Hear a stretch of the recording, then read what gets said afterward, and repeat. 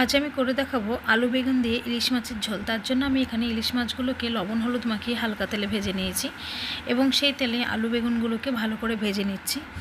আলু বেগুনগুলো ভাজা হতে হতে অন্য একটি পাত্রে আমি লবণ এবং হলুদ গুঁড়ো এবং সামান্য একটু লাল লঙ্কার গুঁড়ো নিয়ে নিয়েছি। এছাড়া আমি এখানে এক্সট্রা কোনো আর গুঁড়ো মশলা ব্যবহার করছি না। এটাকে জল দিয়ে ভালো করে গুঁড়িয়ে নিয়ে কড়াইতে এখানে তেলের মধ্যে ভালো করে কষিয়ে নিচ্ছি। মশলাটা যখন এরকম তেল ছেড়ে লেগে লেগে জড়ো হয়ে আসছে তখন বুঝতে মশলা কষানোটা হয়ে গেছে। তখন ভেজে নেওয়া আলু বেগুনটা এর মধ্যে আমরা দিয়ে আর একটুখানি কষিয়ে নিচ্ছি যাতে আলু বেগুনের মধ্যে ভালোভাবে মশলাটা লেগে যায়।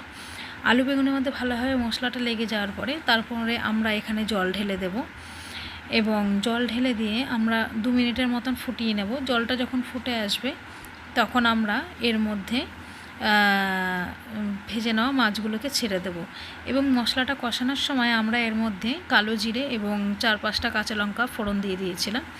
তারপরে মশলাটা ছেড়েছিলাম। দেখুন জলটা দেওয়ার পরে এরকম এসছে কালারটা, ফিনিশিং লুকটা এরকম এসছে। কেমন হলো জানাবেন। আমি আরও কাছের থেকে আপনাদেরকে দেখিয়ে দিচ্ছি। দেখুন এরকম এসছে। ওপরে একটা ইলিশ মাছের আলাদাই তেল ভেসে উঠবে। এখানে আমরা এক্সট্রা অন্য কোনো মশলা ব্যবহার করব না।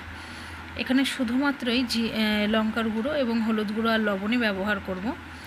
আর এছাড়া একটু চেরা কাঁচা লঙ্কা এবং কালো জিরে আমি এখানে ব্যবহার করেছি।